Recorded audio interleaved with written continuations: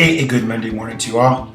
Our gospel day is Matthew 14, verses 13 through 21.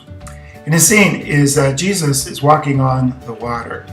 And for familiar scene, he asks Peter, or Peter goes, "Lord, if it's you, let me walk on the water and come to you." And Jesus said, "Come on."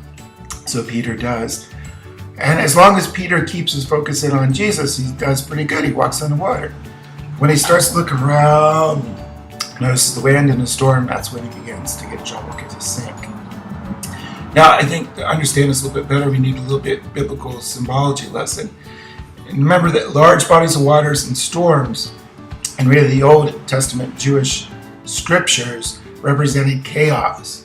And so in a sense, the gospel writers are capturing that and saying, Jesus is walking above the water. He's above the chaos. And Peter is too, as long as he's focused in on Jesus. So he starts noticing the chaos that he sinks into it.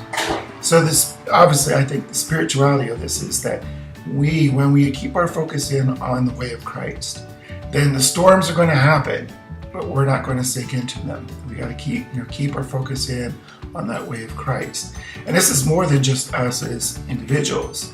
It's about us as church, us as family, us as nation, as a world. Keep our focus in on that way of Christ.